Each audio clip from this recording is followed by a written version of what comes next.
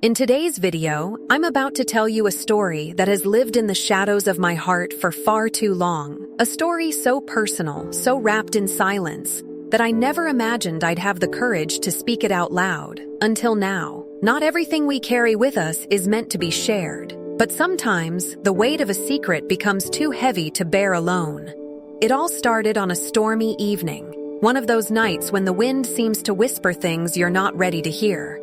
I remember standing by the window, watching the rain smear the glass, feeling like life was slipping through the cracks of something I didn't yet understand. My father, always quiet, always composed, was sitting in his favorite chair reading an old novel. But that night, something in his eyes looked different, distant, like he was hiding a storm far greater than the one outside. This is not your ordinary love story.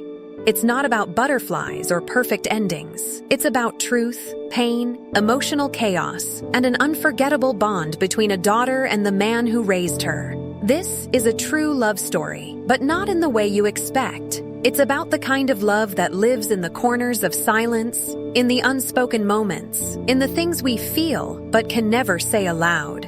Growing up, I always thought I knew my dad.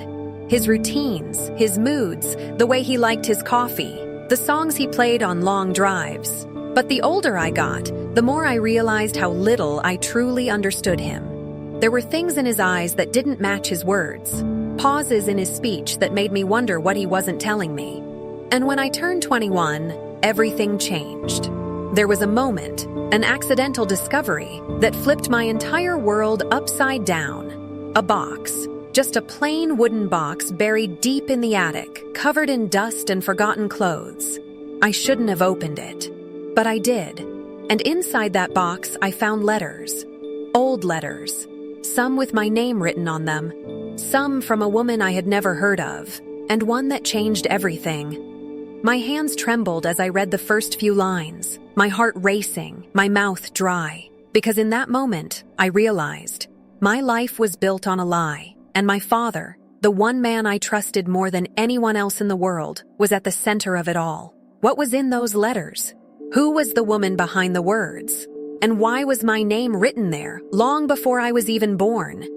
This story isn't just mine. It's about identity, loyalty, heartbreak, and the secret that changed the meaning of everything I thought I knew about love and about myself. Stay with me. Because what I uncovered in that attic didn't just break my heart, it made me question who I really am. And trust me, by the end of this story, you'll understand why this is a secret I can never, ever tell anyone. And this is just the beginning. I didn't sleep that night. The words in those letters kept echoing in my mind, each sentence opening a new door to questions I never thought I'd have to ask. I wanted to believe it was all some mistake. That maybe the letters weren't meant for me, or that the name I saw wasn't really mine. But deep down, I knew the truth had already started to unravel. And once that thread was pulled, there was no going back. The next morning, I watched my dad closely at breakfast. He poured his coffee like always, 2 sugars, no cream. He smiled, asked how I slept, mentioned the weather like nothing had changed, but everything had. I kept wondering, does he know I found the letters? Has he been waiting for this day? Or maybe, was he hoping I never would? I started to notice things I never paid attention to before. How he would avoid certain topics, or how he always got distant whenever someone mentioned my childhood. I thought back to my early years and realized how blurry some parts were. Why were there no baby pictures of me before age 3? Why did he never talk about my mother? I always assumed she had passed away, but now, I wasn't so sure. He never really gave me a clear answer. Just vague comments like, she was special, or you get your eyes from her, but nothing more. I went back to the attic later that day, searching for more, and I found it. Another envelope tucked behind an old photo album. This one wasn't a letter, it was a birth certificate. My birth certificate? Or, at least, that's what I thought. But the name listed under Mother wasn't a name I recognized. And under Father, there was nothing. Blank. No name at all. My heart dropped. Suddenly, Everything about my life felt uncertain. Who was I, really? Had my entire identity been a carefully constructed lie? And why would my dad, the one person I trusted most, keep something so huge from me? I couldn't ask him. Not yet. I wasn't ready to face what his answer might be. So instead, I started to dig. Old photos, hidden drawers, anything that could give me a clue. The more I searched, the deeper the mystery became. And then, I found something else. A photograph. My dad, younger, standing next to a woman I'd never seen before, holding a baby that looked exactly like me. But the date on the back? It was from before I was even born. What was going on? Who was that woman? And why did the baby in her arms feel like it was me? The truth was closer than ever, but I wasn't sure I was ready to face it. For days, I couldn't shake the image of that woman in the photograph. Her eyes, they looked like mine. The way she held the baby, it wasn't casual, it was emotional, protective, like a mother. But why would my father never mention her? Who was she really? And why was there no name on my birth certificate? I decided to confide in someone, my best friend, Lena. She'd known my dad for years, practically grew up in our house. I showed her the letters, the birth certificate, and the photo. Her face changed the moment she saw it. She leaned in closer, staring at the woman. "I think I've seen her before," she whispered, unsure. "At your 6th birthday party." She was standing by the trees, not with the guests. I thought maybe she was a distant relative. "Your dad saw her and told her to leave. I remember it now. He looked angry, but sad." That moment sent chills through me. Someone from my past, someone connected to me, was pushed away, erased. I started to wonder, was this woman trying to reach out to me all along? I went back home that night with my thoughts racing. My dad greeted me with a warm smile, asking if I wanted to watch a movie like old times. And for a split second, I wished none of this had happened, that I could sit next to him, laugh at the screen, and pretend everything was fine. But it wasn't. Later that night, I searched through his study while he was asleep. Inside an old dictionary, tucked between the pages, was a note. It wasn't addressed to anyone, but the words made my heart stop. I had no choice. I had to protect her, from the truth, from her mother, from everything. What was he protecting me from? And why did the truth feel more dangerous than the lie? The note shook me to my core. I read it again and again, hoping the meaning would somehow change. But it didn't. It only raised more questions. Protect me from what? From who? And why did he believe the truth was something I needed protection from? That night, I couldn't close my eyes without seeing flashes of that woman's face, the baby in her arms, the emptiness in my father's silence. The next morning, I followed a gut feeling and drove out to the address scribbled on one of the old letters. It was worn and faded, but still visible. The house was tucked away on the edge of town, hidden behind overgrown trees and a rusted gate. I sat outside in my car for nearly an hour, just staring. Something about that place felt familiar, like a distant dream you can't fully remember. As I gathered the courage to step out, I noticed someone watching me from the upstairs window. The curtain shifted just slightly, but enough to know I wasn't alone. My heart pounded. I took a step forward, then stopped. What if I wasn't ready for what was inside? What if the person in that house had the answers I'd been chasing? And they changed everything. Back at home, the air was heavier than usual. My dad noticed. He asked if something was bothering me, his voice gentle but cautious. I wanted to scream, to confront him, to lay every discovery out on the table. But something in his eyes told me he already knew. And worse, he was afraid I had figured it out. That night, I couldn't take it anymore. I walked into his room, the note clenched in my fist. And just as I opened my mouth to speak, he said it first. "We need to talk about everything." My body went numb the moment he said those words. "We need to talk about everything." I stood frozen at the door, unable to speak, unable to move. He motioned for me to sit, his face tense but calm. like he had rehearsed this conversation 1,000 times in his mind, but never thought it would actually happen. I sat down slowly, still clutching the note, my fingers trembling. I didn't know whether to feel anger, fear, or relief. All I knew was that the secret was no longer hiding in the shadows. It was sitting right there between us. He took a long breath and looked at me in a way he never had before. Then he said, "She wasn't supposed to come back." It was like my heart skipped a beat. "Who?" I whispered, already knowing the answer. "Your mother," he said quietly. My chest tightened. "But I thought she died." "No," he replied. "She left. She left when you were still a baby, and she wasn't supposed to come back into your life." He paused, eyes full of something I couldn't quite name. Regret? Fear? Pain?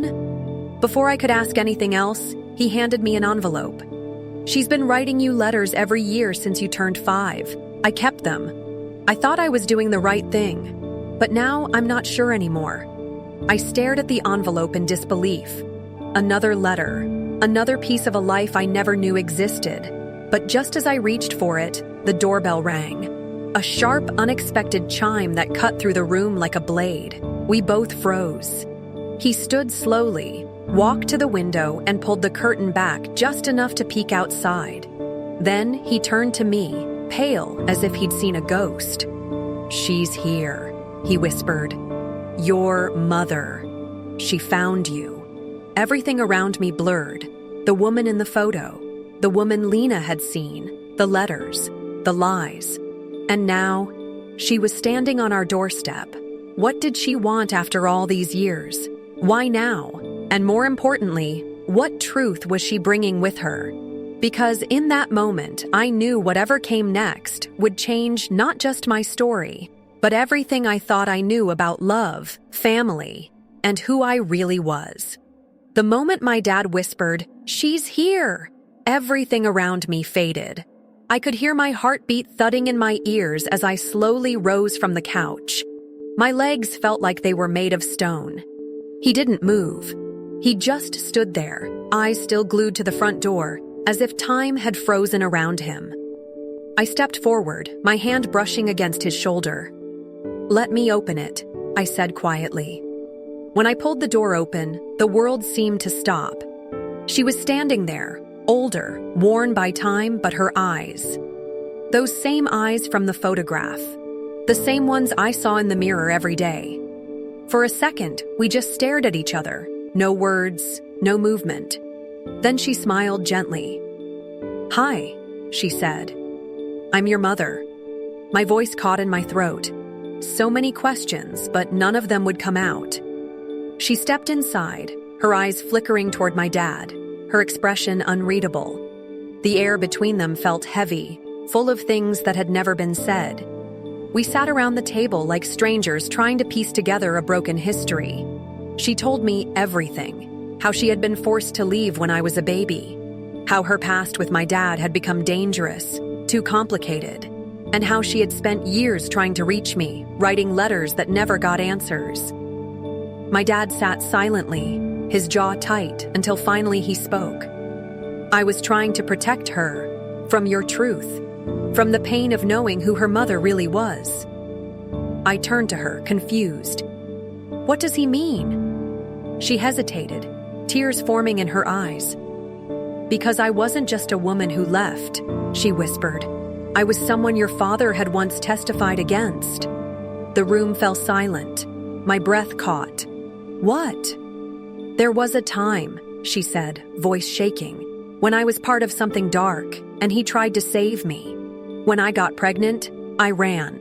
To protect you." That was the truth. The secret they both buried. But just when I thought I had heard it all, she reached into her bag and pulled out a smaller photo. "You weren't alone," she said softly. "You had a twin." And just like that, the ground shifted beneath me again. I stared at the photograph in her hand, my mind spinning. 2 babies, identical, side by side, wrapped in the same blanket. One was me. The other, a sister I never knew existed. My dad's eyes welled with tears, something I had rarely seen. He leaned back in his chair, silent, defeated by the weight of years he had spent trying to protect a truth too big to carry alone. "Her name is Mia," my mother said softly. "When I ran, I had to split you two. I thought it would keep you both safe. You stayed with your father. Mia went with someone I trusted, but I lost track of her. We lost contact, and for years, I didn't even know if she was alive. My heart ached in a way I couldn't describe. How could an entire life be hidden from me like this? How many birthdays, memories, first steps had I missed? I wasn't angry anymore. I was just overwhelmed. With sadness, with shock, with the weight of everything that had finally surfaced. My life wasn't what I thought it was, but somehow, knowing the truth made it more real, not less. In the days that followed, we sat together as a family for the first time. Broken, yes, but finally honest. My mother promised to help me find Mia. My dad apologized, not for loving me, but for not trusting me enough to tell me the truth sooner. I understood, even if it hurt. Love, real love, is complicated. And sometimes it's shaped by fear, sacrifice, and silence. Eventually, I found an address, a lead, a name. And though that journey is another story entirely, I'll tell you this, I did meet her. And looking into her eyes was like seeing the other half of a life I never knew I was missing. So now, when I look back, I realize my story isn't just about lies or secrets. It's about love in its most flawed human form. The kind that tries to protect, even when it doesn't always know how. And that secret I thought I could never tell anyone? Well, maybe telling it was the only way to finally understand who I really am.